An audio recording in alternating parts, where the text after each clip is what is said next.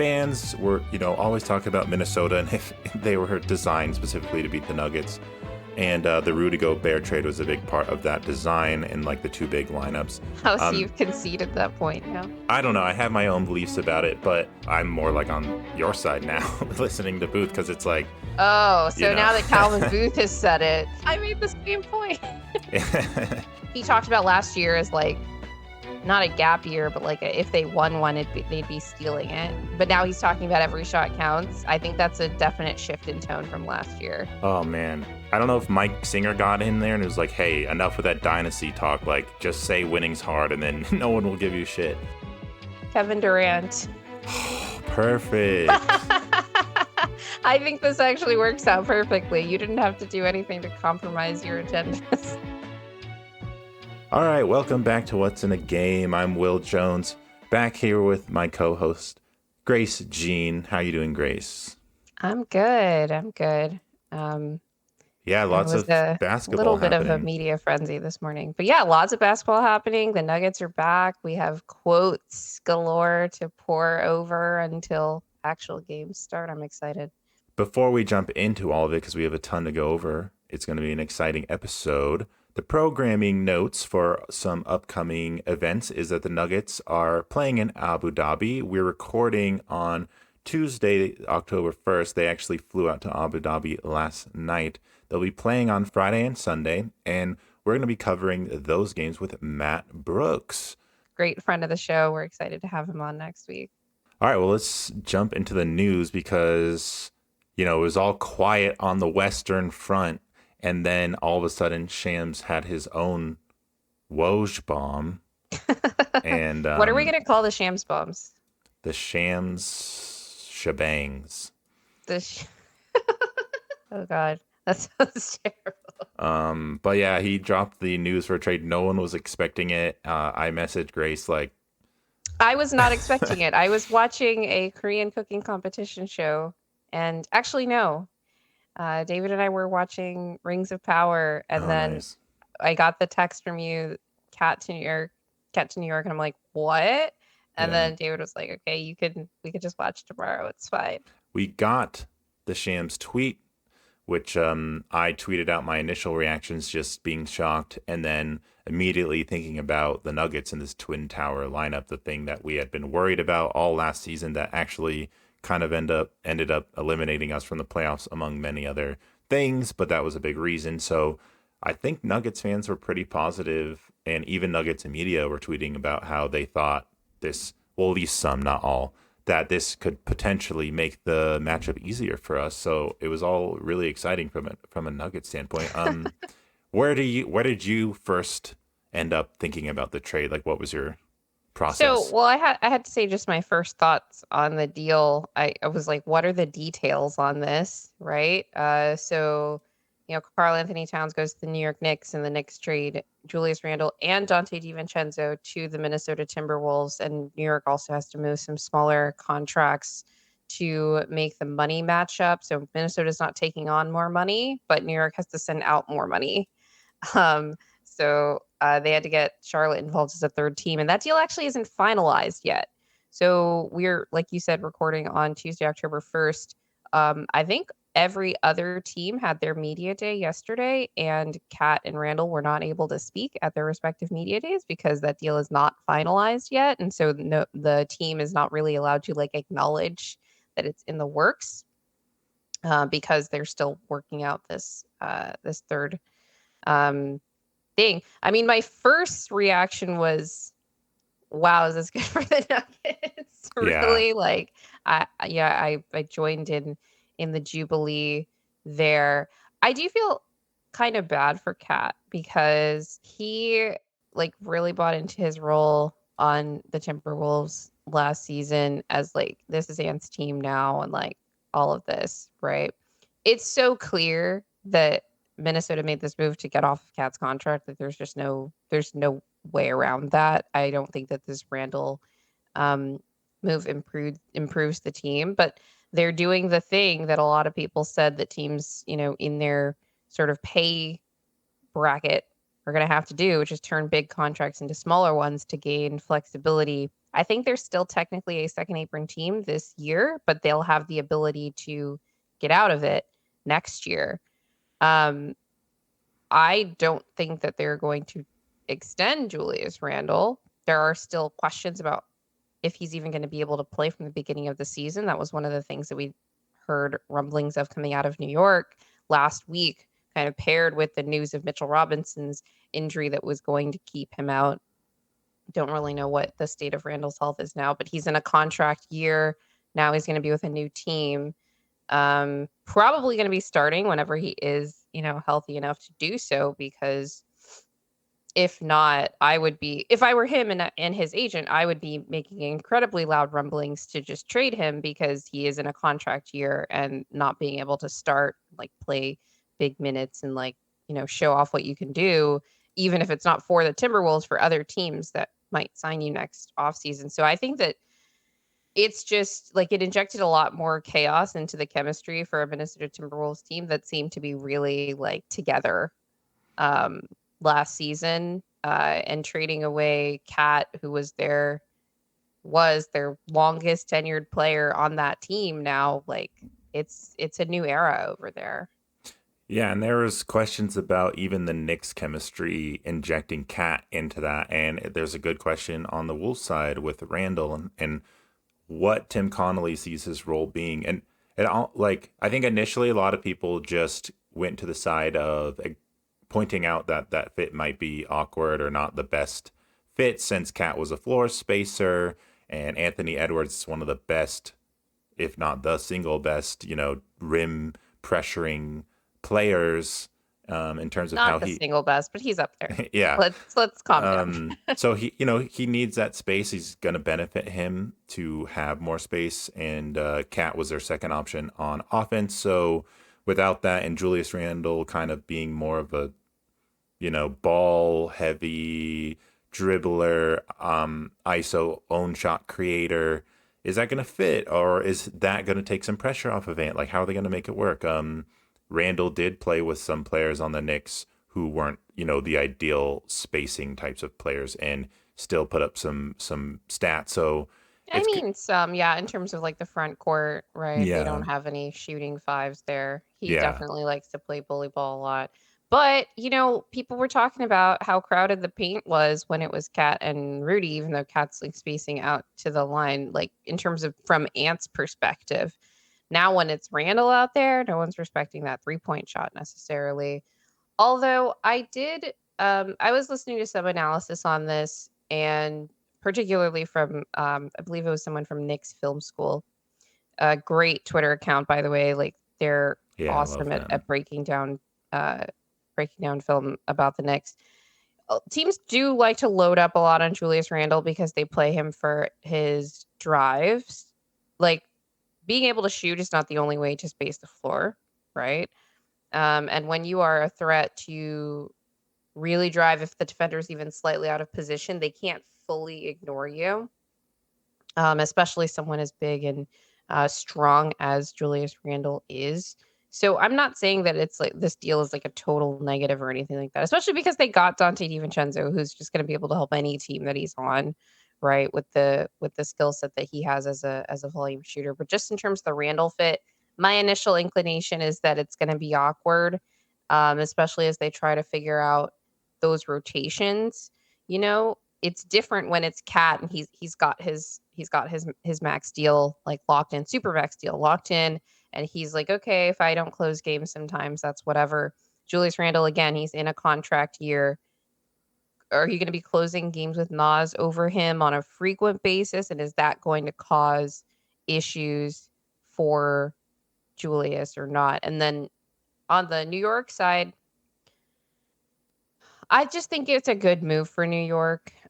It's a lot of money to take on with Cat's contract, of course, and I don't necessarily think that he is, you know, worth that money, uh, quote unquote, especially that percentage of the cap. But they've got Brunson taking a discount on his deal. They don't know, like, what kind of deal Mikal Bridges is going to be asking for on his next extension. So maybe they'll be able to stay under the second apron even with all of these guys on the money that they're on. And they needed a five. They just needed a 5. They didn't have a playable one. It was gonna have to be either Julius or OG, and we don't even know what state of health Julius is in for the beginning of the season, at the 5 to start the season, or you're starting Jericho Sims, who is not an NBA starting caliber player. Um, it was a position of need. They added a really good player at that position. I don't know what it's going to look like defensively on the interior, but they've got the wings to try to mitigate whatever defensive shortcomings Cat has as a sole 5. But he's no slouch on that end either. And you give again Jalen another shot creator who it had in Randall, but obviously the injury concern is a thing. So I'm saying I don't think they lost too much offensively, and they really addressed a position of need. Hmm. Um, Yeah. it sucks that they had to get rid of DiVincenzo, but Minnie. It seems like from all the reporting on this that Minnie was holding out for that. It sounds like New York was trying to offer Julius and Mitchell Robinson for Cat earlier in the summer. So all those questions we had of like, man, I wish I wish the Wolves would move Cat out of Yeah. my conference. They were trying to, Hmm. but New York wasn't willing to give up DiVincenzo until apparently the rumors are that he wasn't as into the Nova Knicks like Yeah. whatever thing as everybody else was, which Well, I have whatever. seen conflicting. I've seen people say that that was not true, also. So Okay, I don't know what to believe with that. But yeah, I I think think New York just got more desperate. yeah. Well, that's kind of the thing. People are asking about the timing of this trade. What's the deal with that? I think it's partly the Knicks' desperation to replace that position, and they had questioned like they knew coming into the season that Randall was a big question, so they decided, you know what, we're going to be done with that. Cat's on the table. Let's do that. And you can talk about the contract. That's going to be an interesting question down the line for New York. Everyone's kind of trying to parse out the motivations from the Timberwolves side. How much of this was a financial thing versus a purely basketball fit thing? We can debate that back and forth too. Don't really know what Tim Connolly's thinking. I do remember though, the Nuggets fans were, always talking about Minnesota and if they were designed specifically to beat the Nuggets.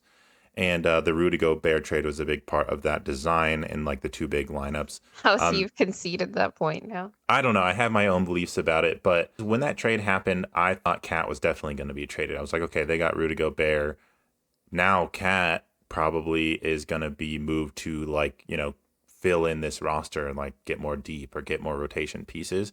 And I didn't think it was going to happen a year after that trade. I thought it was going to be much sooner. So that's kind of why, in the back of my mind, I wasn't buying the whole like they're designed to be the Nuggets because I always thought if he doesn't work out, they can just trade him, and if he did, then if he does work out, then it's like cool, it worked out, nice. So I just thought Tim Connolly was just waiting to see, and Right, it's and kind it of worked weird. out. They Yeah, made the Western yeah. Conference Finals. So it was like it didn't And happen yeah, how I thought it would work out because they went further than they ever had before, and then they ended up trading him after he played like arguably his best basketball. So I think the Knicks got a little better and the Wolves got a little worse, at least for next season. But this could work out well in terms of down the road for the Wolves, and yeah, also yeah, the Wolves might have like they got two more players, right? So that's more theoretical lineups that they can employ versus certain teams. So it's like they could do a right. little more, but I think versus the Nuggets, it's better for us. So it's like you make your trade offs.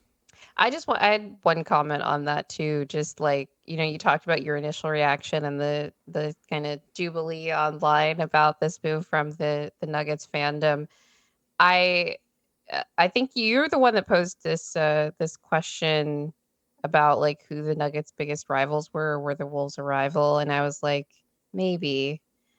And the reaction to this trade kind of like made me feel like I was wrong for downplaying it Mm, because it's so clear, even from our fan base's perspective, that that was the team. Like, maybe not the team, but a team. That was a rival. That's a hmm. team. I think, like Lakers fans think there's a rivalry between the Nuggets and the Lakers. Um, but those are completely different calibers of teams at this point. Um, but the Wolves were it. They're in our division, all of this stuff. So yeah, I wonder if rivalry week is going to be as interesting now. Probably still will be. The Wolves are still a really good team. Like they are still going to be right there in the hunt for a top seed, but this was definitely a blow for them in terms of just that Denver specific matchup. All right, well, let's get an update on the WNBA because Grace was covering that with Lucas Kaplan and Steve Jones on our last episodes, which was great. If you haven't listened to that, go check that out again. What's going on with the WNBA, Grace? So, like we talked about last week with Steve Jones, WNBA playoffs are well underway. We're in the middle of round 2 right now. We're actually recording before the game 2s of the semifinals go down. Game 1s were pretty crazy. The Liberty versus the Las Vegas Aces game 1 was incredibly tense. I felt like the Liberty controlled it for most of the time, though. I think Sabrina Ionescu and Brianna Stewart were both electric in that game offensively, and Brianna on defense was like literally everywhere. So, like everything that we talked about in our playoff previews for that team um, and that we talked about in terms of the series previews kind of went down in game 1. One of the keys for the Liberty is going to continue to be to defend Asia Wilson as well as they did in game 1. She still scored, but they held her to less than 30 points, right? I think it was 19 points in game 1, if I recall correctly. And yeah, the Liberty looked really good. Let's see if they can keep it up in game 2 tonight. Barclays Center was on fire. Like it was funny because I was watching this game on TV and then I had a power outage here in California, just like a random one. Mm. This is not related to hurricanes. We're okay. Everybody's okay. We're not in the path. Um, and I had to go to a sports bar. It was crazy because like the Liberty had gone up 18 in the time that it took me to get there. So I'm like, oh, the game's over. As soon as I start watching, the Aces go on a 10-0 run to cut the game down because that team Wow. doesn't go away. Like Yeah. you have to beat them. They're Hmm. not going to beat themselves, especially not in like the heightened playoff environment. So that was really fun. And then the other series is the Minnesota Lynx, another Minnesota defensive team, as we've talked about, versus the Connecticut Sun. Those are the top 2 defenses in the WNBA. And that game was so strange to me because it was basically a shootout for 3 quarters. And then in the 4th quarter, both teams just locked down and there were just 5-minute stretches where nobody was scoring. It was Dang. wild. I didn't quite know how to fully comprehend that. It was an interesting strategy that the Sun were employing where Nafisa Collier had gone off for WNBA playoff records of 40 points per game in round 1. And the Sun decided to play her in single coverage and see if she could just keep it up with particularly she likes to go to a post fadeaway, and it just wasn't good enough offense to sustain what Minnesota needed, even though the Sun aren't like a high powered offensive team either. um I just think that Minnesota blew a lot of offensive opportunities when Mm. they got them. And the Sun, for most of the game, were like winning the possession battle. They were getting offensive rebounds, they were getting turnovers, forcing turnovers, that is. And then it wasn't until late in the game that Minnesota started getting some of those opportunities themselves, but they weren't able to capitalize on them. So not scoring on the other end after you were getting those extra possessions. And that was difficult. So, I thought the Lynx should be favored in this matchup. They were the, slightly higher seeded team, 2 versus 3. And, they were really impressive on both ends this past year. But I think that Connecticut's defense, when it does tighten up as it did late in that game, really presents them some unique problems because of that size mismatch. So I implore everyone in the audience to check out the WNBA playoffs because there's some really, really high level basketball happening and some really electrifying performances. Just even if it's only to hold you over until the NBA regular season starts up again, Hmm. because Yeah. it's been nice to get just like a hit of good basketball for into sure. my veins.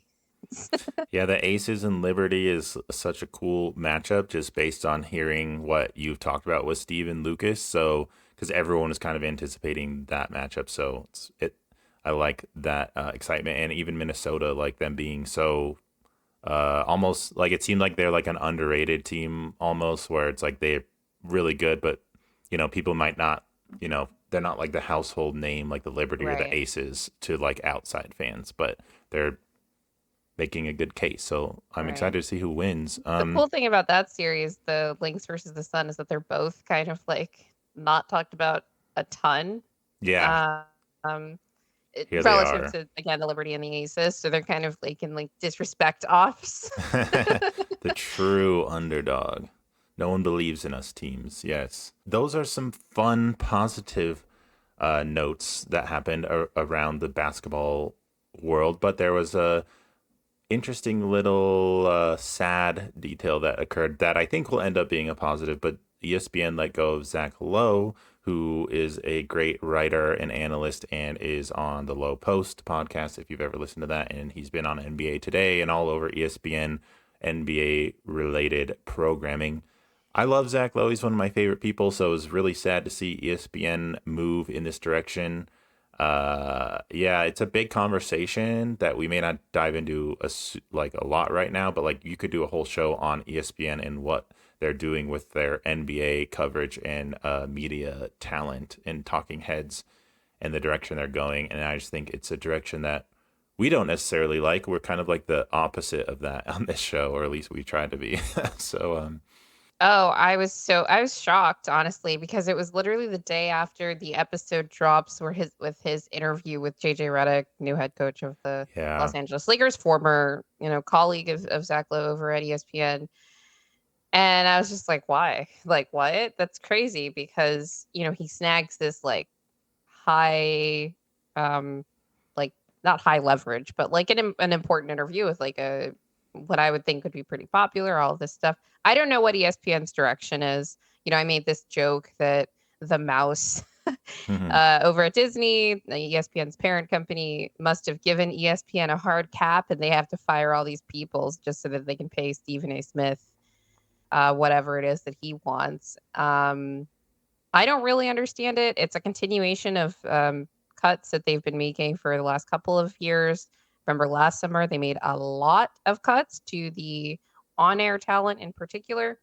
Um, Zach Lowe, a different tier of that. It kind of makes me wonder whether Woj, do you think that he left because he thought he might have been part of a slate of cuts over at ESPN? Or did Woj leave because he didn't want to have to be the one to break the Zach Lowe news?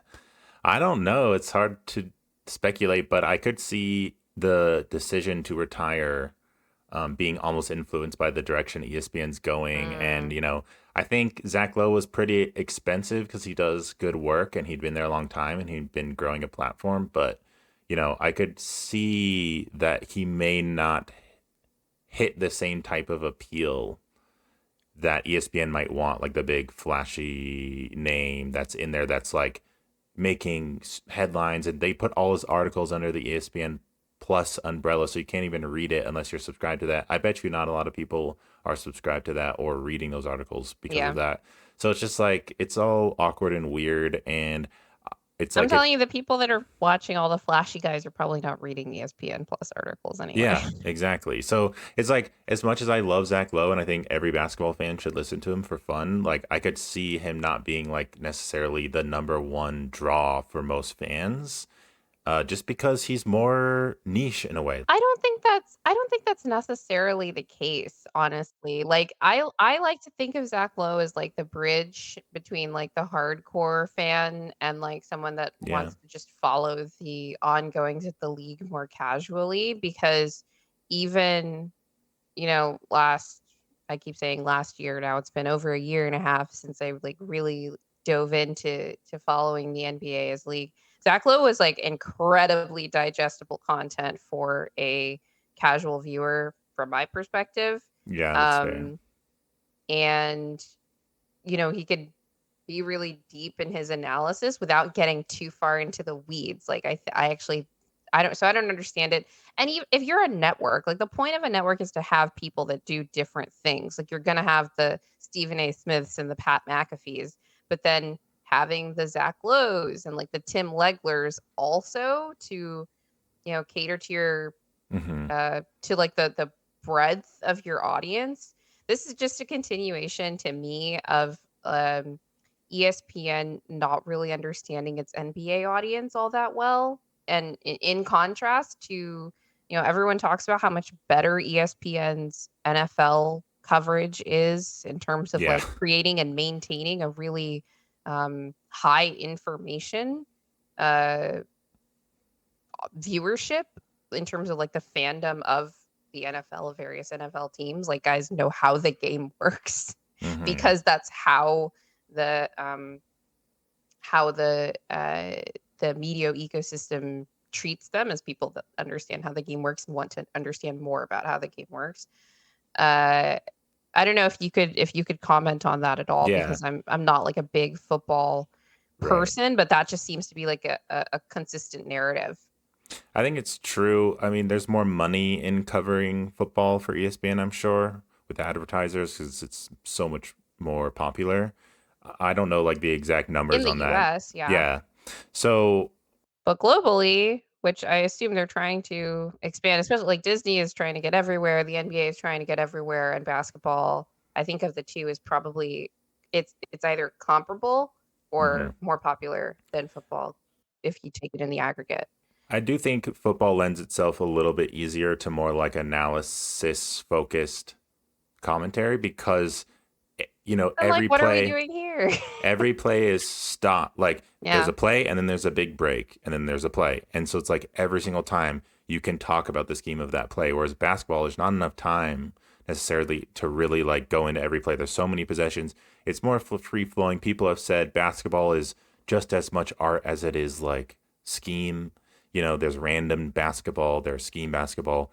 NFL is like pretty much all scheme except for like sometimes a Mhm. play breaks open and then you have some people improvising. But yeah, it's just harder to nail down how to cover basketball, I think, for most people. Like even JJ Redick talked about that. Like he was known as someone who could bring the scheme during his commentary, but even he talked about like how difficult it is to like fit that into the broadcast when it's so fast. Mm, right. So the sport Because of just the sheer lends itself volume to of that. possessions and Which I is why it's see, I can fun to have understand that. shows like this where you do it like retrospectively. Like the game happens, then you Yeah. gotta go back and do a whole breakdown because there's not enough time during the game. But yeah, Tim Legler does it yeah, with his touch screens. there you go. I'm just saying, you don't have to cover every single possession. Just, Mm-mm.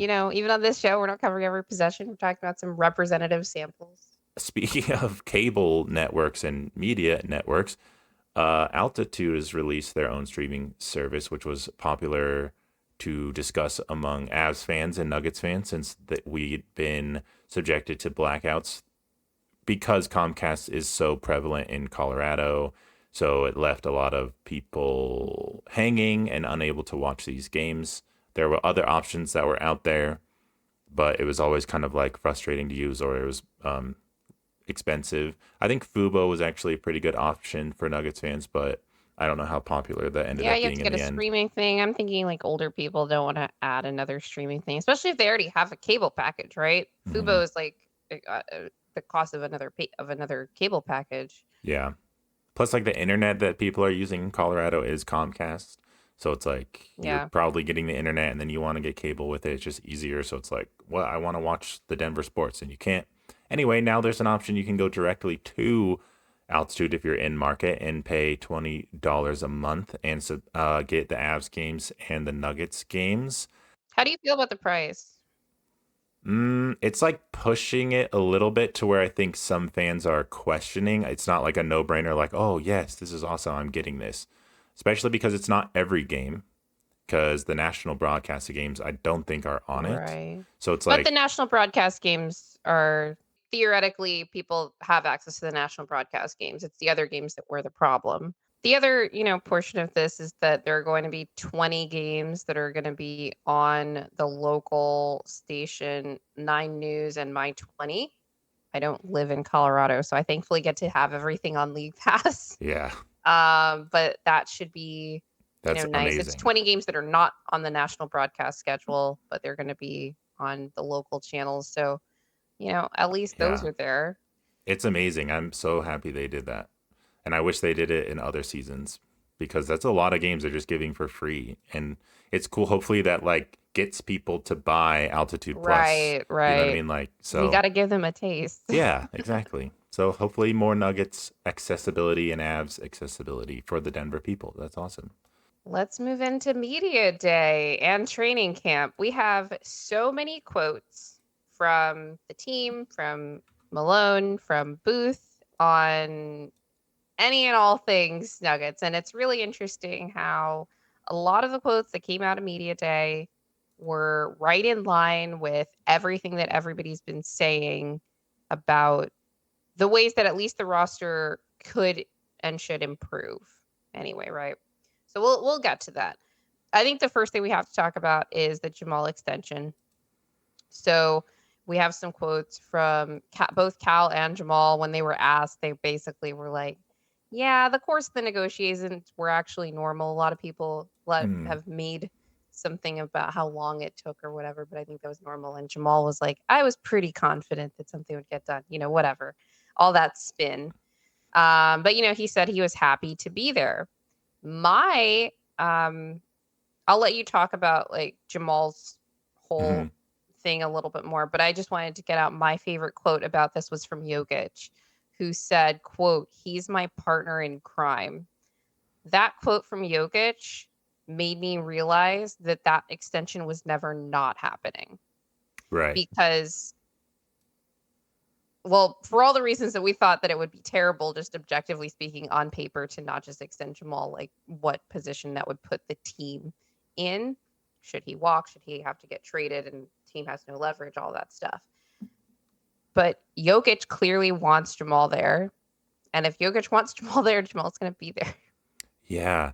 Man, what would have to happen for the I mean, organization to Jamal would have to decide? piss off Jokic Yeah, it's like, to defy that, and then yeah. also take. So there's all the things that are objective about like why you have to do this as the team. Hmm. So on top of all of those things, they were going to piss off Jokic. I don't think so. No, it would be You'd crazy have just to have a thinking good about, reason. yeah, them being like Jokic, like, I know Jamal's your dude, but like we need to win. We need to like move off him and bring in this other option. I know you love Jamal. What do you think? And him being like, okay, fine. That scenario is so wild to think about. So it's They'd much have to like, have a good option too. That was yeah, not on the a table. convincing option for Jokic to feel good about for his new partner in crime, which is, I don't know what that would be. So for all the speculating that, we got to do and talk about all offseason, it was pretty clear that it was going to happen. It was just a matter of time. Did you Um, want to comment on Jamal's presser overall? I saw some feedback, I guess if I could call it that, for Jamal, where, he's short with the media. He's a little terse. He's not like going into great detail with any of his answers pretty much ever. I think he has like a warm personality overall when you see him interacting with the players and like he'll laugh Sure, at yeah. something. But I love his smile. I wish he would smile more, but yeah, I think people expected him to just come out at media day and be more aggressive or forthright and or um like contrite. yeah, or just showing some type of emotion or passion for the idea that this is like this prove it season. He's supposed to be more like intense, like I know what I have to do. I know I didn't have that great of a postseason, but we're gonna be fine, and I'm gonna prove to everyone how good I am. He just was so like calm, and people were asking him questions. He was just like he didn't even look concerned about that. And I think that Which is worried like people. it could go either way Yeah, it because could. maybe Yeah. people want you to show that you care a little bit more Hmm. given all the consternation Yeah. and understandable concern that it's not just like people on the outside, like fans were like worried about him this summer. Like, Yeah, bro, you exactly. didn't look good, But I also understand him just being like, I'm just going to shrug everything off. It's just Yeah. like, it kind of is what it is. And I'm not going to spend more time. This is what the thing that was annoying me was when I saw people online spending more time being annoyed at his presser than the presser itself took. I'm like, are we Yeah. still talking about this? Hmm. It's over. And, he did some, like, other media day things where he was, like, being nice to, like, the Nuggets media people. They did, like, a Hmm. cute little short video, and he's, like, listing the teams that Hmm. That he was looks really forward to funny. playing next year, all this stuff. And Yeah. as long as he's good with his teammates, that's what I care about the most. And clearly, he's at least good with Jokic. So, But it's like if he internalized his bad performances to the point to where he would need to prove it, then he might come out and be more explicit in addressing that. But if he's just super confident in himself and he's like, I'm Jamal Murray, like I'm shrugging off like last playoffs, like I know what I can do, he's not going to be in that same mindset that he has to prove anything. So I kind of like that he was just calm and like stoic, I would say. Like your guys' opinion's not bothering me. I Your don't know. guys' That's perception some of me is not positive spin bothering there, me. Will. Stoic. Yeah. I think he's just being stoic and just like focused on what he needs to do. I don't think he's worried about trying to prove himself, but I think deep down he knows like how much is on his shoulders. Like, and based on what the other people said about his messaging to the team about like not taking this That's window for true. granted is a positive sign. I Yeah. think all the comments that Malone talked about and just seeing the little clips of him in practice, I mean, everything's like in the right stage at this point, I would say. So I think we're on the right track. I feel good about it. I'm not worried about his demeanor. I think he was mostly fine. I think a lot of the like criticism was overblown about how he was behaving. All right, let's move on to the AG extension topic. So we have so much to talk about with AG. The first thing I want to say is that he was absolutely my winner of media day, and it wasn't close. Nice. I thought he was incredibly insightful. He was incredibly open about the situation with losing his brother this past summer. But let's start off with the extension, and then I want to get into some of his own comments. The first thing on this was Calvin Booth saying that he wanted to get a deal done. His quote was, "Hopefully, we have some productive talks and find a deal that everybody can be happy with." He called AG an integral part of what they're doing, and he said that they want to have him for a long time. And then, AG was obviously also asked about the upcoming extension. At the time um, that media day happened, it was the day before the official open window for negotiations. Now we're a few days into that, and obviously now the team is in Abu Dhabi. AG said, "quote It seems like it's moving forward in the right direction." And he's excited, hopefully, to be extended and stay with this organization. He also said that he worked on a lot of jump shots this offseason. So if I could just get your reaction to those quotes. I love it. I liked his press conference too. He's always been someone who's super into like the mental aspect of sports and Yeah. making sure that you're good with what's going on so that you can be your full self when you're performing. And so going through tragedy and going through this like tough time, I'm not necessarily surprised that he has this very good mindset still and seems positive and hopeful and like he appreciates the team and he wants to be here.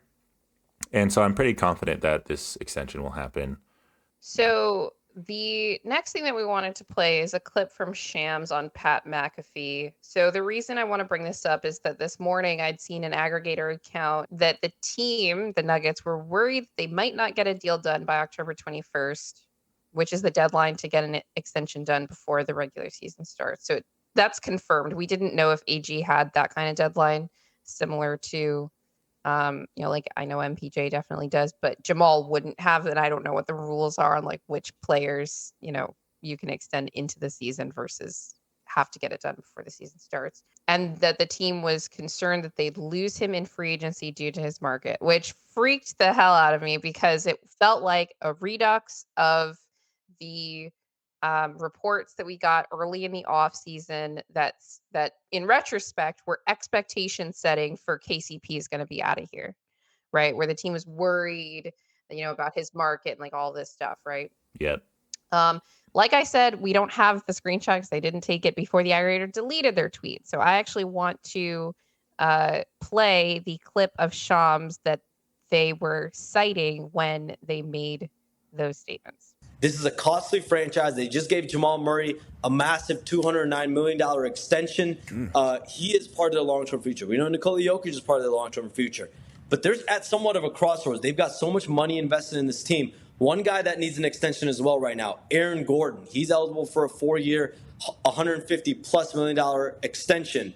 They need to pay him. They know it. But there are some salary restrictions moving forward in the years to come. And if they can't get there with an extension with him, you look into free agency next year with a player option, he's going to be coveted by any team with cap space. So that is a worry for Denver right now before the start of the regular season. Right. So Shams says they have to pay him. They know it. That's an important quote from here. And he also says he's going to be coveted by any team with cap space, if he goes into free agency next summer. So not quite what the aggregator said. It's not really, doesn't sound like it came from the team. It actually sounds like it might be a leverage play from his agent, from AG's agent, which, is also concerning because I'm like, why aren't we just paying him? And I know why. It's because theoretically they could still stay under the second apron if they get him to agree to a certain number, at least for that first year. I don't know what the team is trying to do in terms of the number. While it is concerning that the deal is not done yet, I will worry more after Abu Dhabi, right? They waited until after the Olympics to get Jamal's deal done. Maybe they're waiting until after the Abu Dhabi trip to get agent deal done. I hope that's the case. I would be annoyed if I were the agent too, because it's like you want to get that deal done as soon as possible and not, risk anything. But what do you think about the state of the extension talks right now? I'm pretty positive on it. I think, like you kind of said, when there were like little tidbits or morsels, if you will, coming out about KCP leading up to that, and everyone was talking about it. Like if you listen to Locked On Nuggets and listen to Matt or listen to anyone kind of around the team, they're like, look, like they know that KCP is going to be getting a ton of offers, and like just that fact alone is not good, because it was like, he wasn't extended, his contract's gonna be up, he's gonna get a bunch of offers. You look at the Nuggets financial situation, that's gonna be tough to then work out, so there's a chance that he's gonna be gone. I'm not hearing any of Although that. the number was very different than even I thought based on those initial reports. Like I was like, if another team's going to snap him up for an unreasonable number, it's going to be way higher than it ultimately ended up being. Yeah, the number was arguably like doable, but I'm not like a media member, but like just from what people are talking about around in Nuggets circles, you're not hearing like any little warning signs. Sure. And so if you're reading the tea leaves, and I think in these situations, more stuff comes out than normal. So that's like what you want to hear. And usually I feel like something happens when that's what a player is saying. All right, let's get to just a couple more clips on why AG is awesome. The first one is on thinking of his teammates as his brothers. Without getting too much into it, I always leaned on my brother. And sometimes the relationships that I had outside of my own family were not as deep. And now that I understand that you can't take any relationship for granted. These guys have been there for me every step of the way. They came to his service, they came to his funeral, and these guys have been like really, really like super supportive for me, and love them for that. These guys have really developed into people that I would call my own brother. These are my brothers. So yeah, AG is literally like the best person on earth, apparently. Yeah. Right. Oh my gosh, that was emotional, and like really deep. He was talking about just not taking relationships for granted. That really, hit me. And can you imagine being in that situation where you lose your brother? He obviously has his nephews that now rely on him more as well. And then his thought process is, not just to not take relationships for granted, but to get even closer to, his teammates and see them more as brothers. And, it was nice to hear that everybody went to the funeral and everything like that. Just made me get in my feels about the Nuggets again as a team. Yeah. It seems like when bad things happen to like whether it's Mike's brothers or Aaron Gordon's brothers, the team always seems to respond really well.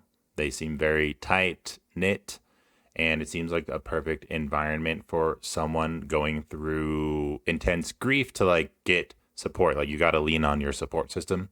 Nothing better than like an amazing team. So And okay, let's go to one last clip of AG's about what inspires him. And I thought this was a really important answer that tells you everything you need to know about what his worth is to this team and why they should extend him at whatever number immediately. Winning inspires me.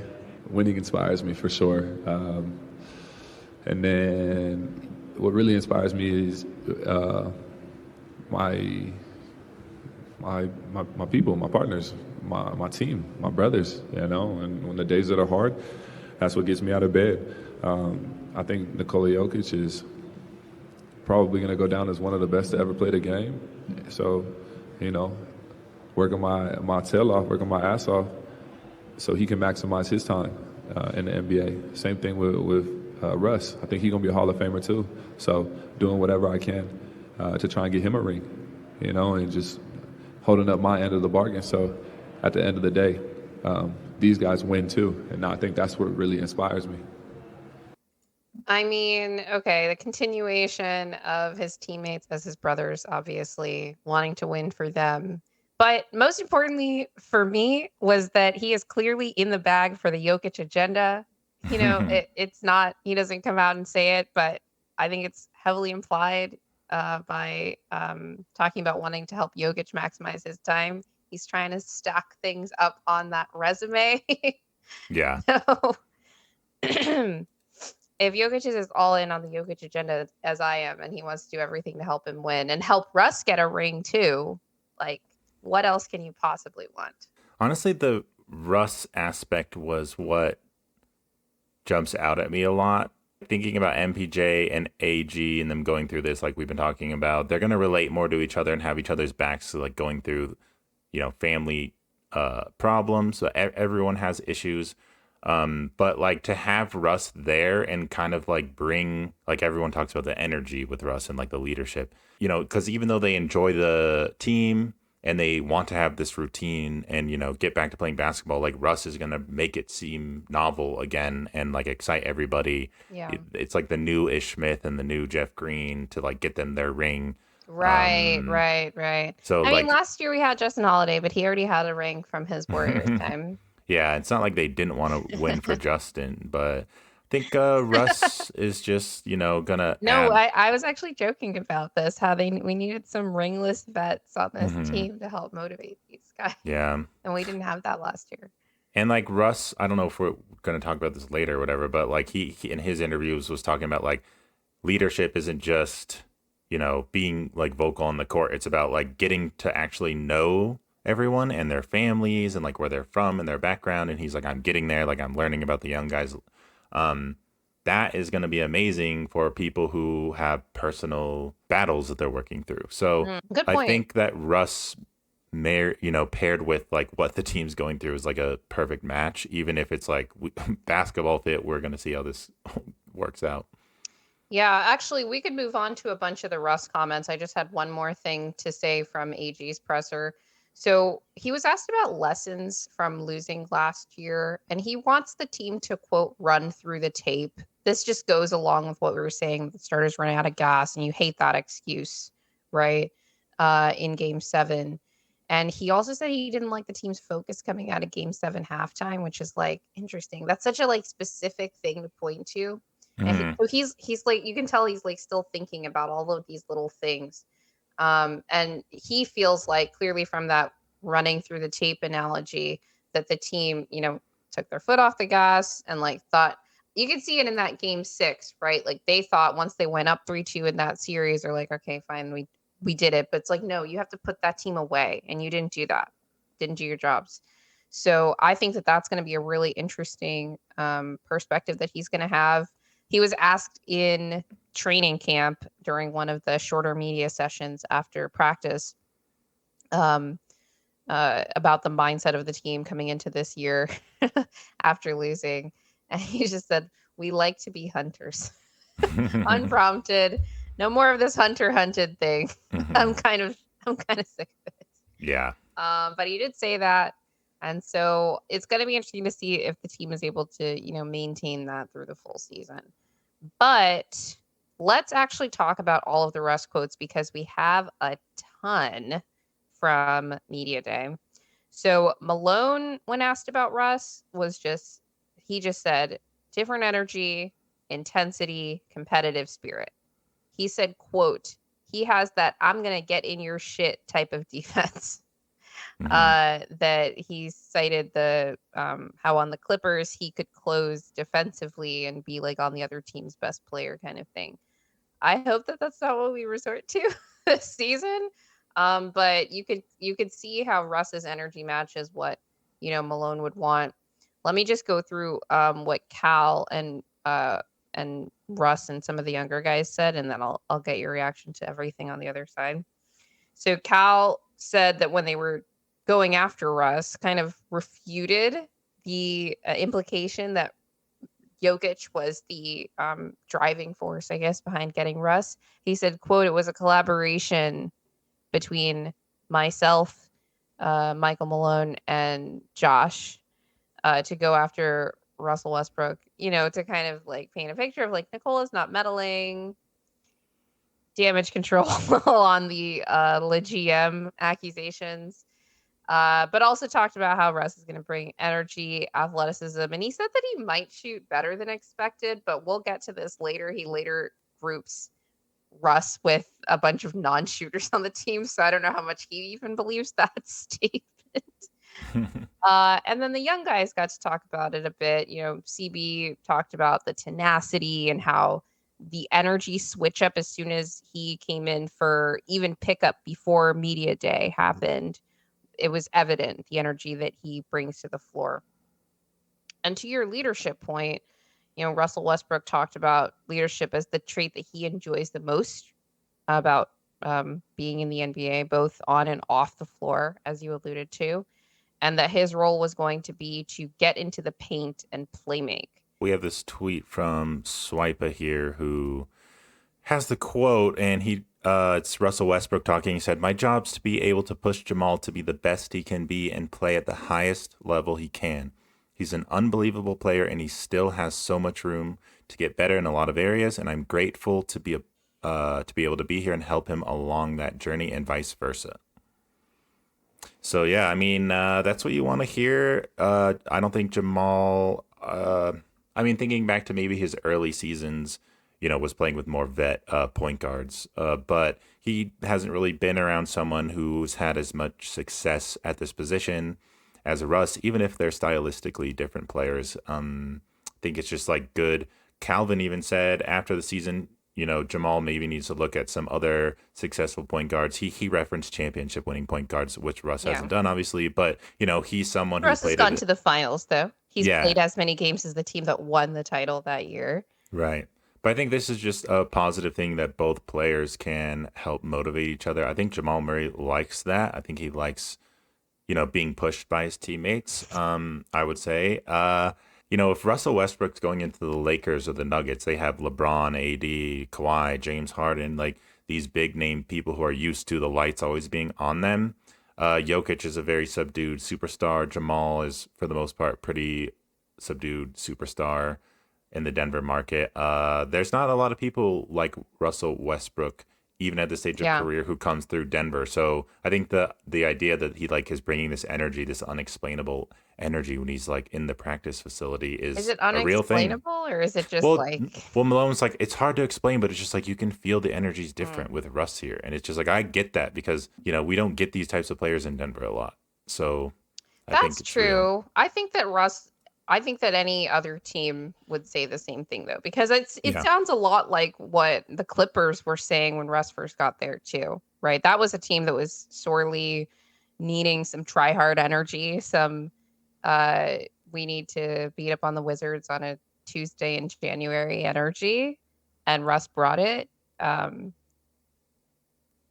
this team, I don't necessarily think we need try hard energy, although sometimes, that would be helpful, too. But that was something that we talked about this in our our season expectations tiers. But I think the Clippers are going to miss that particular aspect just because that team was sorely lacking in it specifically before Russ got there, and that was something that he did, add. And, hopefully it's something that he adds to our team too. Everybody seems to think so. We have even more quotes here. One of them was from DeAndre Jordan on Media Day, but he also had quotes from during training camp as well, where he talked about how, Russ is going to push Jamal and he thinks they already have a really great relationship. It kind of reminds me, like with Jamal, we have all the stories about how his dad used to push him when he was younger. And I'm like, oh, is Russ going to be Roger Murray's proxy on the court, just getting in Jamal's face and, pushing him? Maybe that's what Jamal just needs, somebody in his face. Yeah, exactly. Let's talk about the fifth starter comments because it is related to this, to Russ in particular. First things, just right off the bat, Malone said that the fifth starter job is between Christian Braun and Julian Strawther for starting shooting guard. Russ was not in that conversation at all. So that put any rumors from the outside about the Nuggets say he's coming off the bench now, but Russ, he can get, his ego can, get in the way and he might want to start all of this stuff.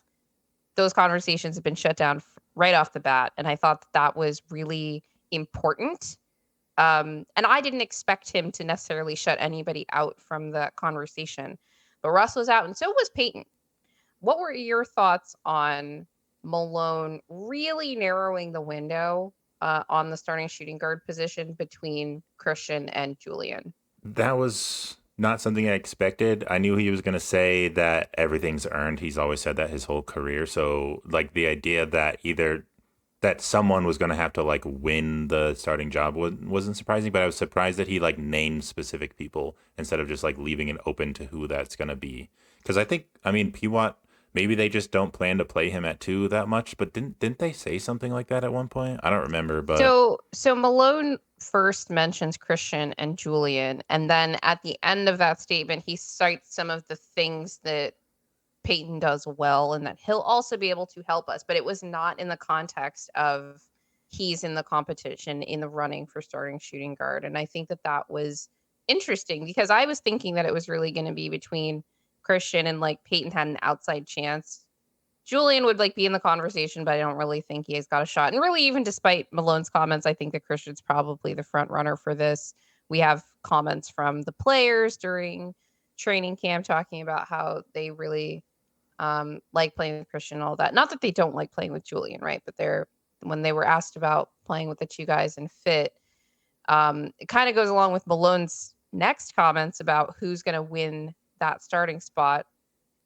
And he said that it's not about stats. It's going to be about who will complement the starters more. And that both Christian and Julian will get a chance. So that he was basically reiterating that those are the two that are in the running, not really anybody else. And I thought that was interesting. Malone also said that the goal is a top 3 defense this year after being top 8. And I was like, well, that's interesting. I think losing KCP does hurt that a bit, even if you make it Christian in the starting lineup. I think that kind of lends itself to Christian being the starter also, because we're going to get to talk about Julian's defense a little bit more. I think Christian's what that starting lineup needs. I will say, let me give some more quotes from Malone about Peyton just to round out the picture, because it's not like he's out of the rotation or anything. Malone talked about how Peyton is going to have to be an all of the above type player in terms of his improvement, the shooting, the slashing, the defending, which is already really, really good, right? Specifically offense, he said that he wants Peyton to get better at playing the dunker and attacking the rim. He wants him to live at the foul line because he can, in terms of just improving his slashing and being more aggressive off the catch. And that the goal for the 3-point shooting is to be 35% or better from 3. And then defensively, he actually talked about Peyton's existing versatility, even if he didn't improve at all on that end, which I still think that he can. He talked about how Peyton is a player that could guard Steph one night, KD another, and then Kat maybe at night after that. Well, I don't want to see too much of that. Do you have any thoughts on just those additional comments from Malone on Peyton? I mean, I think it's what we all expect. He has to be more versatile on offense, more reliable shooter, and keep honing in the defense. I mean, even AG, when they asked him about what advice would you give to like anyone who's stepping into the starting role, he said defense first. And so, yeah, I mean, Julian's like you would plug him in there because he has this like offensive upside. CB and Piwad are more the defensive locks. Although I think Julian, as we'll talk about later, has like defensive attributes. I always thought this was more for CB, like the whole competition thing is to like motivate him. But now I'm like, actually, this is like good for Julian, like because we need him. Oh, I think I know, think it's so- both. I think it's good for both. Yeah, I think I played around when I was making some fake lineups for the season with Peyton in that starting spot over Christian. I think the energy he brings off I think it hurts the bench more. But I would like to see him eventually transition into like getting more starter minutes for sure. Calvin had some comments on Peyton Watson's mental maturity and professionalism. I think Peyton's a very talented young player. The sky's the limit for the kid, so to speak. But I'd like to see a little bit more mental maturity and professionalism, and I think he's been growing in that manner as we go. But when he's locked in, there was a point stretch in the middle of the year last year where I thought he's absolutely about to take off. And, I think him handling those moments and still working and still staying focused and actually taking that step is probably the thing I'm monitoring the most. I thought that those comments were very interesting and specific. Obviously, he thinks that Peyton could have ridden the momentum that he'd had in the middle of last season some more if he had and been able to take that next step, been in the playoff rotation more, perhaps. Like we talked about it. Like he was really on fire in the middle of last season. And then after the All-Star break, and it kind of started a little bit before the All-Star break, kind of early February. Like, I don't know if it was effectively rookie wall type stuff because he was a redshirt rookie his first year or what it was. But clearly Calvin, like P-Watt's his guy, right? Like he's the highest upside prospect that Calvin has drafted, and he cares about Peyton and wants Peyton to succeed. So I don't think that these were like negative comments necessarily, but I tend to believe them because it seems like Cal is like pushing Peyton, and if he's making this critique, like I believe it even more because Peyton is Cal's guy, right?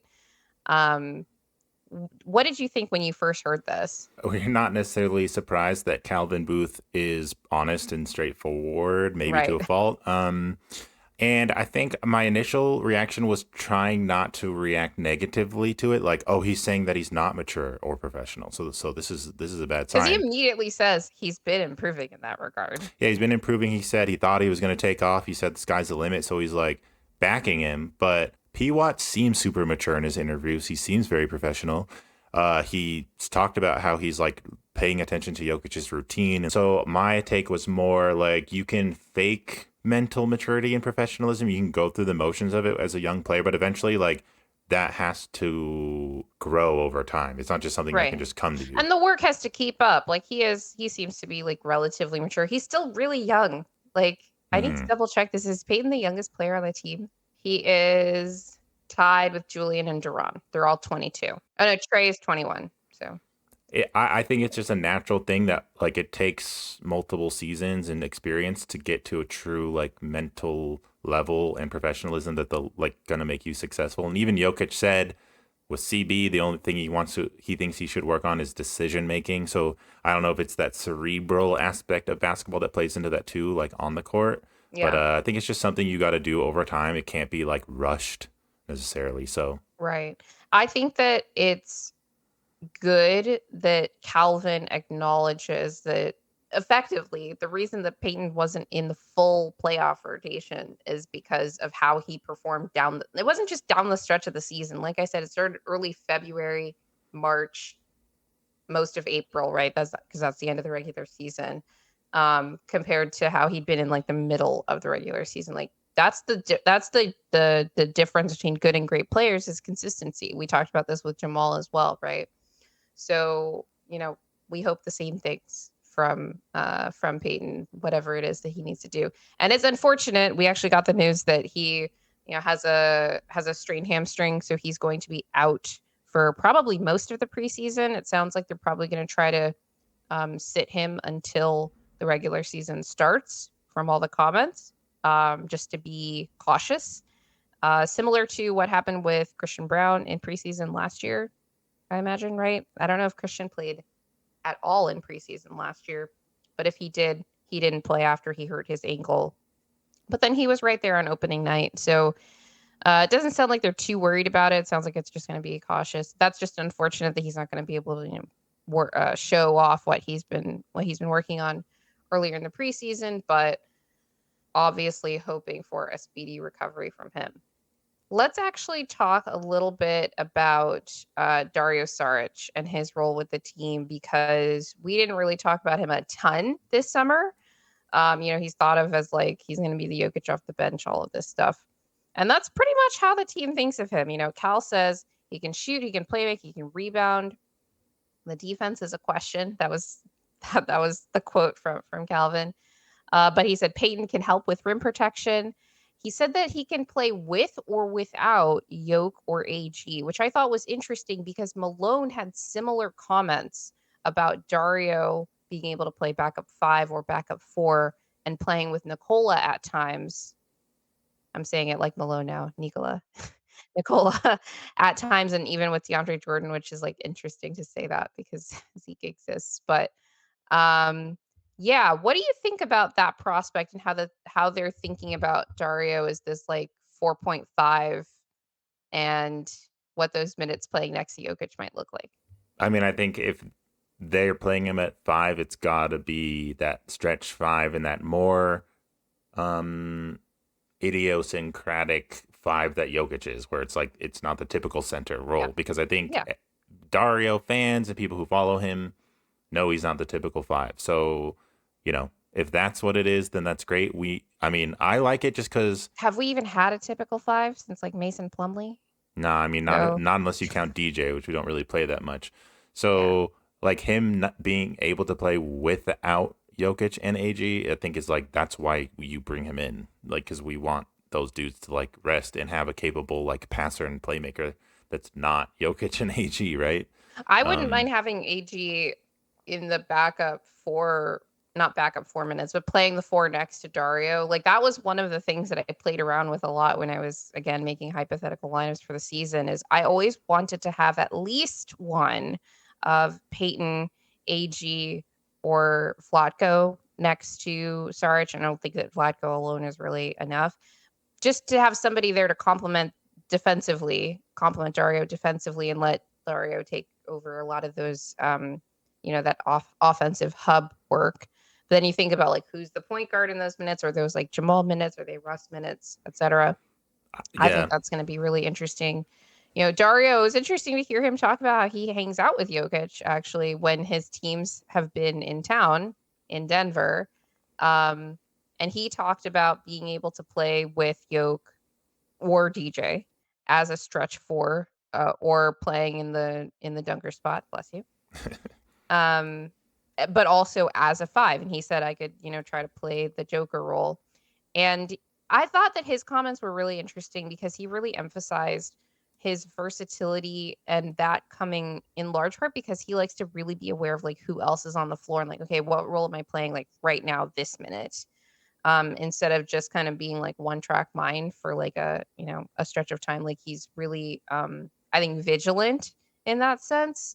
And that's really something you want from your veteran, who you hope is going to be some kind of anchor in the good way for that second unit. He is super versatile, and I think can be played with a lot of different types of players. I am a little worried that like his success is totally dependent on his 3-point shot. I don't think that's true though. I think he's versatile, and it would be very helpful for us if the 3-point shot worked. When you talk about his success, I think he can work in lineups without the 3-point shot like going down. The fact that he's taking them in the first place and giving offensive rebound opportunities. Let's say if he's playing with Zeke, he was also on that list when I said playing him next to like one of AG, P. Watt, or Vlatko. Zeke also, he could take over the offensive rebounding, duties. And, for as bad as a defensive rebounder as Zeke is, he is actually a decent offensive rebounder. So if Dario's missing threes, maybe Zeke could, clean up, and let's see if he can actually put them back in the hoop. But I'm just like, we can talk about the shooting comments. Can we actually just play really quickly the clip of AG raving about Dario? I'm so excited to play with Dario. He's a hell of a talent. So versatile, does a multitude of things on the floor, can pass the ball, can shoot the ball, can score the ball, can defend, can play big, can play small. He's a huge contribution to this team. I don't think you guys understand how big of an impact that he will have on this team, playing that backup center and playing that backup floor. He's going to be fighting for minutes, and he's going to be fighting and scrapping for minutes, and you guys are going to see, I think, his playing time increase throughout the year. Yeah, so incredibly complimentary of Dario. Like, his face kind of lit up when I got the question about him in a way I didn't necessarily expect, which is another aspect of why I think AG won Media Day for me. He's been glowing ever since he got here about how much he loves playing with Jokic. So I think it might just be like, he used to play with Vooch in Orlando before the Magic traded Vooch to the Bulls, right? Maybe that's just like a thing. He's like, I love playing with like a big who can pass and like do things on offense, and I can like play that complementary role as opposed to like being like the guy as he was for stretches in Orlando as well. So I thought that was interesting. AG also talking about Dario playing both the 4 and the 5 role too. So clearly the team sees him at multiple levels as being more versatile than just playing the backup 5. So maybe the Saric heads will be, satisfied by this. Yeah. You had a question about the shooting for Dario in particular, but let's actually talk about some of the comments that the team had on the 3-point shooting. Calvin Booth had a lot of very interesting comments about the shooting on the team. He said, quote, we are riding a fine line with the shooting on our roster, right? And then he specifically cited having, like, it's specifically tricky when you have AG, Russ, and P. Watt in your rotation. So that was bringing Russ into that. I was like, oh, okay, your previous comments about how Russ might shoot better than you think is like, but is it going to be better than you think? Yeah. Well, it's kind of like that with all of them, right? P. Watt and AG. He talked about the shooting as something to monitor, and even suggested it might be something they'd be willing to address at the deadline, though I don't know how they would. I don't know. The only assets that they have available are far off first round picks. So just getting like a quote unquote shooter, like, I have questions about like how they would approach doing that. Especially when you have to consider like trading guys. But then he also talked about how this team doesn't necessarily need to shoot as much as some of the other really high volume 3-point shooting teams anyway. He said Nikola Jokic is better than everybody in the world. Why do the same thing they can do, the better 3-point shooting teams, and make it random, right? Where you like leave it up to variance. Talked about Jokic's floater and also MPJ's mid-range game. I thought these were really interesting comments from him because as critical as I can be about Calvin Booth, everything that he said in this last part was right in line with my thinking about the team. You don't need to be a high volume 3-point shooting team, but even he thinks they're riding a fine line where it's like, okay, could we not be 30th again? Like the championship season, I believe they were 22nd in 3-point frequency as opposed to 30th like they were last year. What do you think about that? No, it was super interesting, and it reminds me of us talking about Jokic's 3-point shot in the Olympics and arguing about like how important that is. And it like goes, I'm more like on your side now listening to Booth, because it's like, oh, so now that Calvin Booth has said it, he makes a good point though, where it's like, you don't like, why go away from exactly. Well, I'm giving you credit, but But yeah, just like why play into the hands of your opponent when you should be doing what you are strongest at? I mean, we had a pretty didn't he cite like we had a pretty low, 3-point frequency when we won the title too. It's like we just like Right, play our brand of 22nd. basketball. It's not even, Yeah. top half of the league, but And like he referenced ways like if Mike just added one or Jamal added one or so Yoke added so one. that was actually from Malone who Oh, that said was that. Malone. Yeah, okay. And the other comment that Malone made on the shooting was like, let's try to get 35, 36 threes up per game as long as they're the right types of threes. My thing with the number, like, I don't like looking at 3-point attempts because the Nuggets are such a low pace team. Like, we don't have as many possessions per game. But if Malone said something like, let's get up to, 22nd in 3-point frequency as opposed to 30th, like they were, that's probably like equivalent what he's talking about here. Hmm. Yeah. But he also was trying to downplay it more. Malone was Yeah. trying to argue that we had enough shooting on the roster while Calvin thinks they're riding a fine line. And Malone was like, I think they think similarly though about like how many more threes do they need to take per game. He's like not worried about it, which is why he said like if Mike, Jamal, and Jokic each took one more three per game, then we'd be 15th, which is like even more than the championship season. Obviously, Peyton talked about working on his shooting over the summer. I think a lot of players were asked about the shooting, right? Shooting was a big point of emphasis for him. He talked about doing a lot of reps and how he was working on reducing the dip on his shot. He's like, I have naturally long arms, so I just tend to dip the ball more, but I'm working on not doing that so that it improves the accuracy. He thinks his form is pretty, so that's, good. But he also talked about wanting to turn transition baskets into guaranteed 2 points. So that kind of goes in line with what Malone was saying about how he wants Peyton to slash more and live at the free throw line. He said that Peyton said that he wanted to guarantee 2 points, wanted to be a bucket or free throws. I'd like him to make more free throws as well. Hmm. Yeah. But yeah, I think so. What are your overall thoughts on the state of the 3-point shooting of the team? I think Booth is right where it's something to be monitoring, and I think it's a legitimate like concern. Not that like it's the most important thing because like we've already said, it's not necessarily the style we need to win, but you do need spacing. I think it just plays into the overall philosophy though, and will hopefully take care of itself a little bit. Where it's like, without KCP, that's more opportunities for Mike.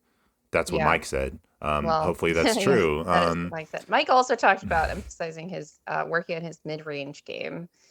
Mike needs to trust what he's good at. He was like, "Oh yeah, someone told me my mid-range stats were really good, so I guess I could go to that more." It's like, yeah, no shit, Mike. Like you're really good. You're a good Well, three-point to shooter. trust it, he has to know it in the first place. So it's interesting Yeah. that he didn't even know this. We were talking about it in the middle of the season. Yeah, like how crazy his stats were from there. And like it's like KCP had that little go-to like mid-range handoff jumper at the elbow. Like now Mike could do that. You know what I mean? Like to Yeah, kind he of just do stop it more. to get a Yeah. score or like stop a bleeding if like the other team's going on the run, he can get a nice like mid-range shot and make it. Pwa if Pwa and CB are improving their 3-point shot, if Jamal's like maybe hunting it a little bit more, I think it'll all work itself out. But that is like something to consider because even like thinking about the Celtics matchup with their high volume of threes, that was like the whole like the math problem. They could beat the Nuggets just simply by that. So it's like you may have to, depending on what the matchup is or in the playoffs, be able to go to that if you need it, but don't like go totally out of your comfort zone. But we are looking to like be more versatile on offense, and I think running plays for like Julian and MPJ and players who can shoot the Yeah. three well is going to be like important. You talked about how Malone mentioned some comments that Jamal had made to the team, to illustrate like his leadership and his interactions with the team and all of that. But Jamal actually said too, he was asked about Malone's comments. And he said that he told the young guys that this year is a new opportunity and not to take it for granted and that it doesn't happen everywhere.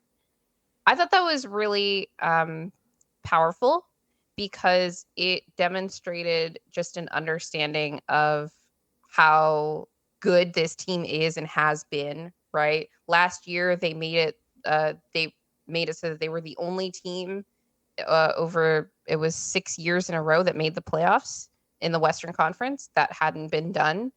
And I'm pretty sure they're going to make the playoffs again this year, knock on fake wood here. You're not always going to be on a good team. You're not always going to be on a team that is competing for a championship. And that's what this team is. And I really appreciated not just his comment here, like telling the media about it, but obviously talking to the team about it.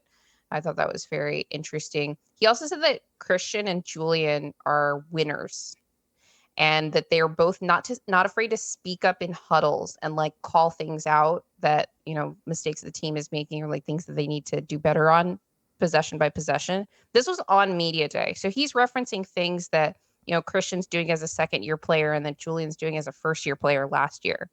And I thought that was really, insightful about the young players. The other thing from Malone here is that he's been pushing for an overseas preseason trip for a while. So for all the complaints we have about Abu Dhabi and how it shortens their off season and, this, that, and the other, he thinks it builds camaraderie. And when you think about it, last year, the two teams that had the Abu Dhabi trip were the Mavs and the Wolves, and they ended up in the Western Conference Finals. Wow. Right. So for all it takes out of your preseason, that trip maybe adds some as well. The Nuggets were burnt out a little bit after winning the title, and they need some fresh juice and energy, which they're going to get with Russ. They're going to get with this trip. Pretty good vibes coming into the season, so I'm excited. Yeah, better vibes as long as they get that AG extension done. Let's talk about the comments on the team's championship window, which were largely from Booth and Malone, just to round out the comments on media day and training camp.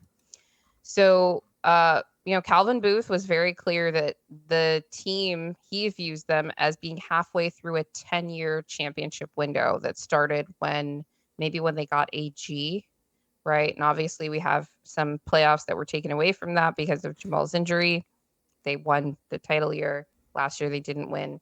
Now they're in year 5, or they're almost halfway through the 10-year window that Booth is envisioning.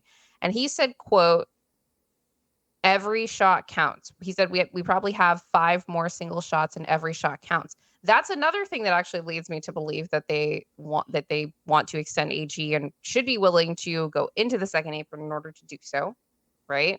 If you really think like this is it, like this is the window, this is the time to go all in, put all your chips in. But he also said that they have an obligation to both win and develop. So doubling down on that strategy. I thought it was interesting that he said they have 9 real guys that would be in everybody's rotation in the NBA. And then we have Zeke and Vlatko also. So that tells me that the 5 guys are the core 4, Christian, Peyton, Julian, Russ, Dario. And that's the 9, right?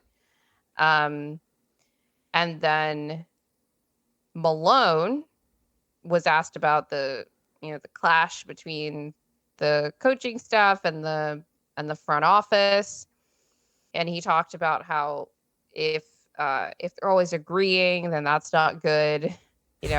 More damage control, more spin. But as long as they're communicating, collaborating, and challenging each other, then things can be positive for the team. But he also expressed gratitude for the trust that they've had in him and all of this stuff, which is like, yes, imbue them with the qualities that you want them to have. Yeah. Right? Malone is really good at this. Mm-hmm. He even addressed the stuff with the second apron, which I thought was interesting. He said, quote, "Teams are letting great players walk because they don't want to approach that really dirty word of second apron." Mm-hmm. Do you think that comment actually contradicts what we've heard about AG's extension so far, where it seems like it's generally moving in the direction of that Malone, is he worried about them letting AG go? Is he only referencing KCP? And I think he might have specifically called out Paul George. I don't know. I can't remember if he named it, but I think he did when he made that comment. Could be. I thought it was mostly about KCP and just like, hey, this is what it was. Because I bet you he was pissed that they let KCP go. And he even said, like, I had to like familiarize myself with what the second apron was Right. and what this, to understand. Because I'm sure he was Why like, they were what? letting We're not KCP go. letting KCP go. What are you talking about? And Calvin's like, dude, like, we have to for whatever, whether you disagree. I'm sure that, that had something to do with it. So,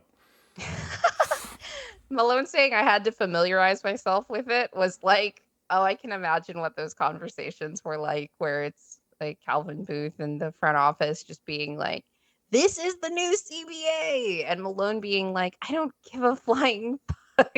you mhm, know? yeah. I just want good players on my team.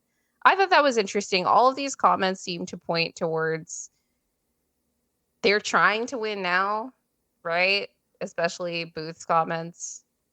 I do think that it's a little bit of a shift in tone from last year, where he was from Calvin, where he's talking about um, more on the development side and how like he talked about last year as like not a gap year, but like if they won one, they'd be stealing it. Yeah. Oh, Um, man. but now he's talking about every shot counts. I think that's a definite shift in tone from last year. Yeah, I think that was my biggest, like, takeaway, honestly, from the whole thing was that comment. Like, I was, like, surprised by that. Malone was still on the, like, whole Spurs analogy thing and how, like, the Spurs never repeated, but they were a dynasty. Uh, Yeah. but now Booth is not on that, or he was, like, winning's really Yeah. hard. He's like, we've got 5 more tries. I don't know if Mike Singer got in there and was like, hey, enough with that dynasty talk. Like, just say winning's hard and then no one will give you shit. And now he's on that train and kind of covering his ass kind of thing. But that was an interesting one. I don't know that I love that because he seems super confident. Like, we have Nicola. Like, we're going to, I'm super confident. We're going to be contending every year. Now he's like, oh, I don't know if we'll win one again. I don't know. I don't love that. You're talking about Malone? Booth saying like, oh, it's so hard to win one. It felt like of two minds, right? He's like, I don't know if we'll win again. Winning is hard, but he also talked about how we've got 5 shots left and every shot counts. Yeah, it's Too. weird. I don't know. His messaging's a little weird, but overall, I would say the like awareness of the team's issues from Malone Yeah. and Booth seemed on point. Yeah. And I'm sure that they have their own perspectives on all the team's issues, but it seems like they're aware, like they're not in the dark. Right. So, And Jamal didn't say this specifically, but again, he made those previous comments that we just talked about when he was asked about Malone saying that he had talked to the team. The way that Malone put it was that Jamal told the team that they have a championship window, like quote unquote championship window, and not to take it for granted. So yeah. I think like everybody is aware of the window now, right? AG is talking about Mhm. Jokic's legacy, even though he's not using the word, right? Jamal's talking to the team about not taking the window for granted. Calvin Booth is talking about they have 5 shots left and every shot counts. Malone is always trying to win, so we know that. Mhm. We didn't talk about this, but Christian and Peyton and Julian, I believe, all talked about how the young guys had talked about wanting to win a championship this year. And, of course, they're going to say that, but it's nice that they said that, right? I think that that's important for everybody to kind of know what's at stake and, treat it with that gravity. And obviously Russ is going to bring that as well. All right. Now that we've gotten through, it's more than just nuggets for media day. That was a lot. Mhm. Let's talk about Julian Strawther on the second edition of our Nuggets Rewind series. You and I wanted to talk about one of the young players who is potentially in the running to get that starting spot. And, Malone obviously talked about Christian Braun and Julian Strawther for that. And Julian is a player that we didn't get to see, a young player at least, that we saw the least of last year because he had that midseason knee injury. But he was showing some interesting promise before then. And one of the games where he really shined was this game in December versus the Atlanta Hawks, so December 11th last year. I just wanted to give some of my overall thoughts on the rest of the team before we jump into Julian's game. I thought it was actually a pretty creative game offensively from both teams. This was a point in the season where the Hawks were a top 10 offense. I think they were actually a top 5 offense for a large stretch of the early part of the season. And the Nuggets were also, because it's versus the Atlanta Hawks defense, like they just looked very comfortable offensively. The ball was moving. They were running a lot of sets. I thought that Jamal looked amazing in this game. For context, he had been coming off of his first, stint away from the team because he'd had, or at least off the floor, he'd had the hamstring injury, and he'd come back and been back probably for, I think, 2 or 3 weeks at that point. He looked so spry on both ends of the floor. Like he was just really active. He was everywhere. So that was really cool. He actually sprained one of his ankles in the middle of this game. I think he had sprained the other ankle earlier, like a few weeks earlier, but was still like playing because it wasn't that bad. And then he like steps on Jokic's foot on a play or something and sprains the other ankle in the middle of this game. That was really annoying. This was another game where I didn't really feel too much of KCP's impact on either end. I don't know if it was just because it was midseason or whatever. And I just have a note here that I'm like, I swear we're not picking these games on purpose. Talked about that same thing from the Yeah. Boston Celtics game. And it was just interesting to see that again, because those are probably the types of games that the front office was looking at when they're like, is he actually essential? I think yes. But obviously they thought otherwise. Yeah, he only had 6 attempts in the game, but he had Yeah. 8 free throw attempts, so he was KCP getting to did? the line. Yeah. Oh, that must have been from all the texts or something. I do not remember that. Oh, that could be. Yeah, they just like There were let a him lot take of those texts shots. in this game. It was really stilted officiating. It was also bad officiating. There were multiple calls overturned from both teams. It was a Ben Taylor But game. it is good to look at Julian in this game since KCP didn't have a lot of attempts, and that's what it's going to be like for Julian. Obviously, there's 0 attempts for KCP now. So There was a moment in this game I just wanted to shout out from Zeke Nashi where he bodies Onyeka Okongwu, and I was like, oh, that's bad news for Onyeka Okongwu. I'm sorry. You should not I be remember getting that. bodied. Yeah. Super sloppy game to close. That was because of the starters, really. Like the bench had blown a lead, or part of a lead, and the starters came in and proceeded to blow even more of the lead and turned a game into a clutch game even when it didn't need to be. But the shining star of this game, and I hate to use the verbiage from PHNX Suns because they like to use that, but Julian was like on fire in this game. 22 points, 2 assists, 5 steals. Yeah. Right? I think that's why we picked this game. He looked like he belonged on the floor. He was moving around the floor against the zone defense that Atlanta was coming out. Like he just knows like where to be on offense, and he wasn't ever like in the wrong place or wasn't moving when he was supposed to be. And he doesn't hold the ball too long. I think that's really important because Michael Malone talked about who's going to win the starting job. It's going to be who complements the starters, and that's going to be on both ends of the floor, right? Not that I think that Julian would be a good fit with the starters just because he can shoot, but he also doesn't hold the ball too long. And he doesn't seem to be somebody that like he doesn't like lose his vigilance when there's like a stretch where he doesn't touch the ball. Right. And he got a stupid amount of burn in this game. Right. Yeah. That was the other thing about this one is that he plays 28 minutes. In the first half, Michael Malone accidentally plays him 16 straight game minutes. And even the broadcast is talking about like he finally starts missing shots and they're like, oh, I think he's tired. Like he needs to go sit now. Yeah. But part of that is because Jamal goes out after he sprains his ankle. MPJ comes in to play the 4, which we talked a little bit about. Maybe they're going to look at doing that more this year. And then MPJ had to sit for a bit before he came back in. And that's why Julian he had this extended run in the first half, which I thought was interesting. It was a welcome accident because he got 11 attempts from 3. So that was a lot. And he hit 6 of them and had a great game on both sides of the ball. Some like awkward little maybe mistakes or miscommunications, which we'll go over. Like no one's perfect, but that's also fun to look at and just be like, oh, Julian's going to learn. And this is all going to be more natural to him. So Julian tries to make a play on the ball this is like his first defensive possession in this game. And it doesn't work out because Capella gets the dunk anyway.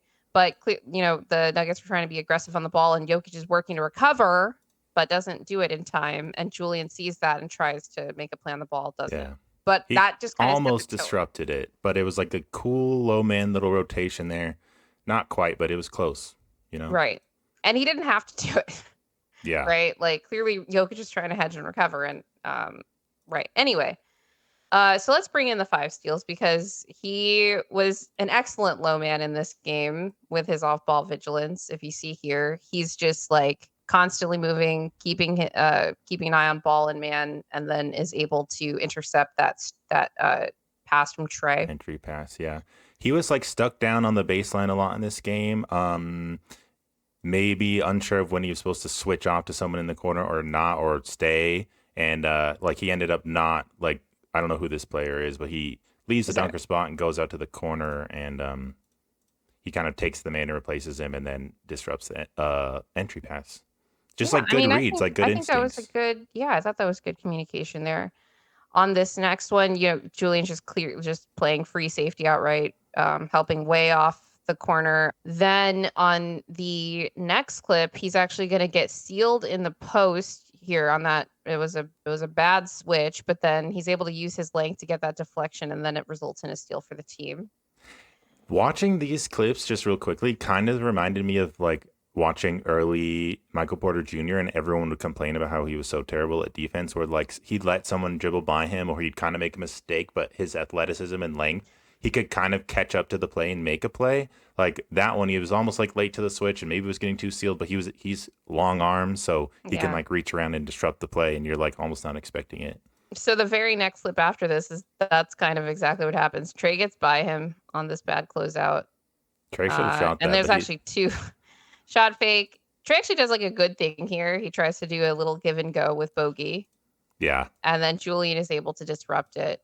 That was really like great on his part because he's watching Bogdanovich after Trey gives him the ball, so he knows where the ball's going to go after that instead of just watching Trey, because I think he would have missed it otherwise. Yeah.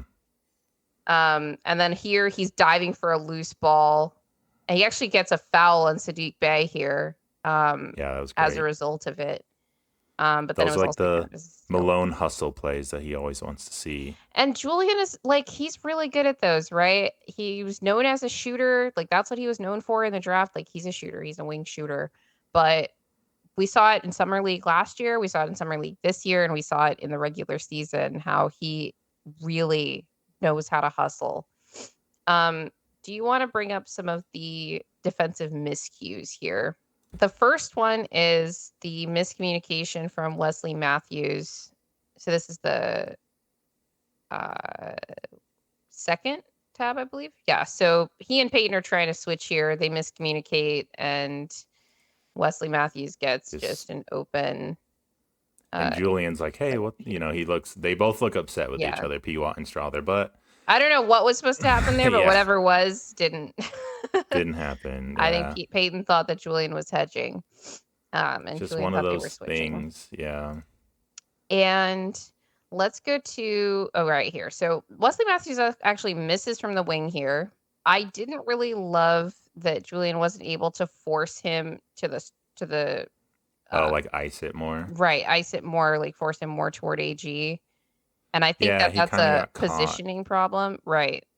Yeah, Matthews is dribbling around him right here, and his body is completely facing the baseline. Yeah. It's hard to rotate around that. But he stayed with him relatively well. But Julian, he's got more margin for error because of that length on defense. But the foot speed is still a question, right? Like how often is he at the point of attack? That's something I was really looking for in this game, and there just weren't a lot of possessions where he had to guard the ball handler.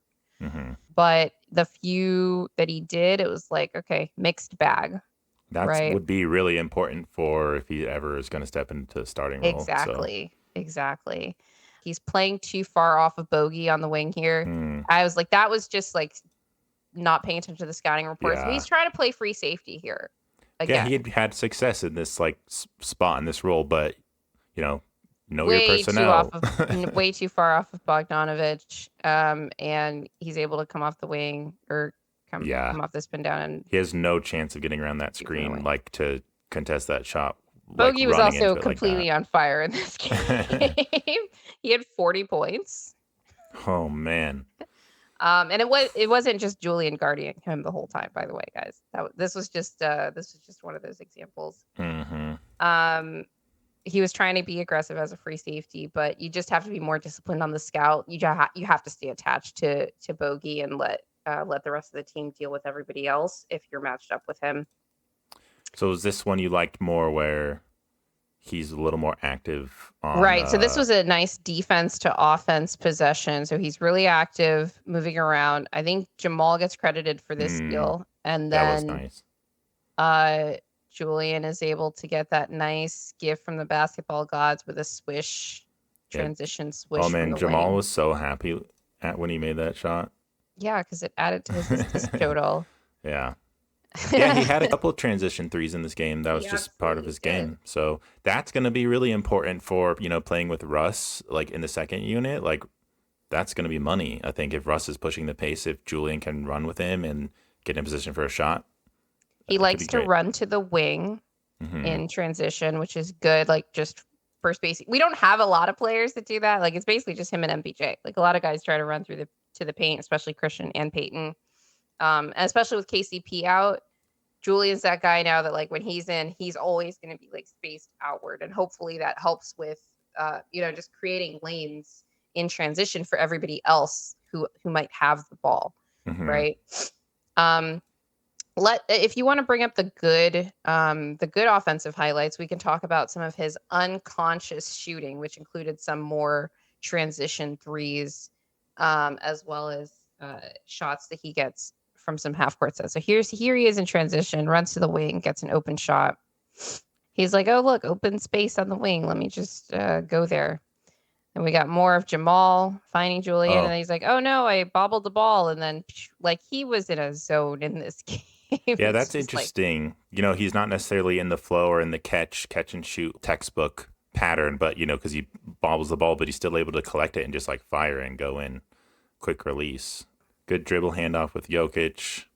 And right into it. He sets the screen to confuse the defense a bit, and then is able to get like wide open. Like nobody stays with him there because they have to worry about AG on the cut. So he's nice back screen for AG here. Yeah, kind of. And Julian has size, so like running him off of the screen into then like a zoom action where he's getting the handoff and then shooting.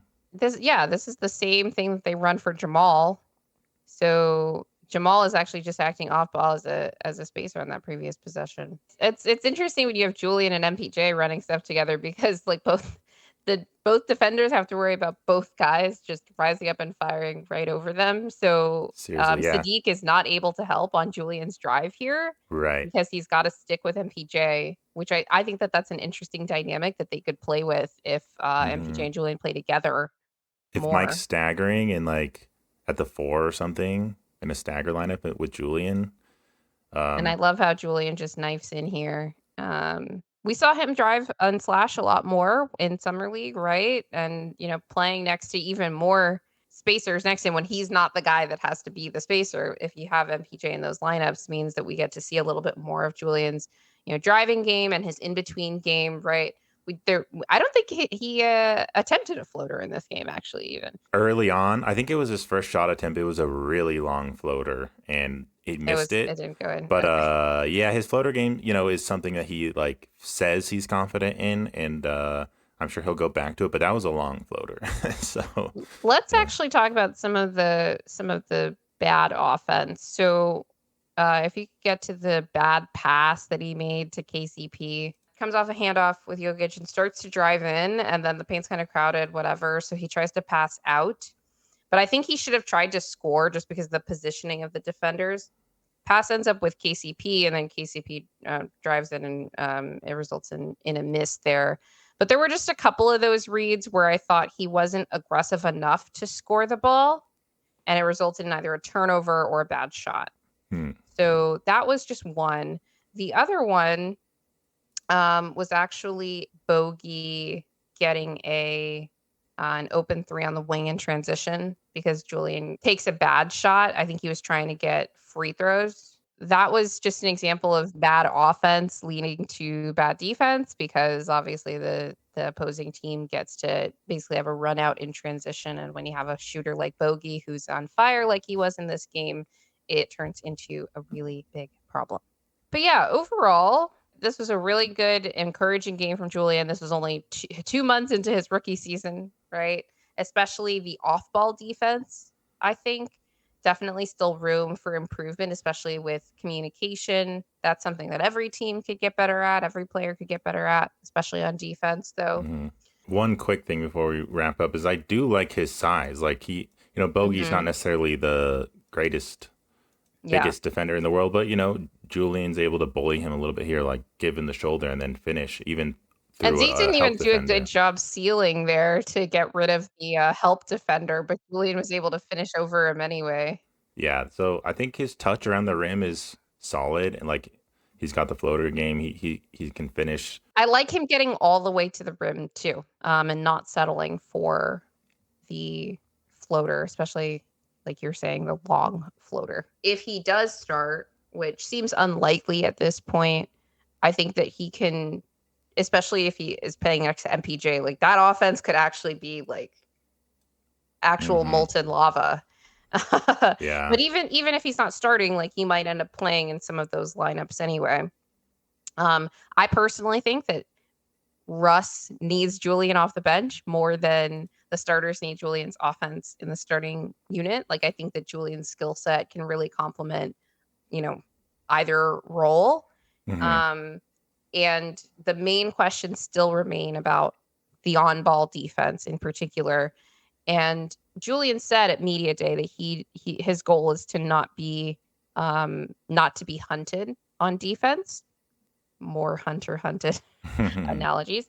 But I don't think that that's enough for that starting shooting guard role when you think about trying to replace what KCP's defensive value was. Not being hunted is not going to be enough. Like you have to make a seriously positive impact in that role, in my opinion.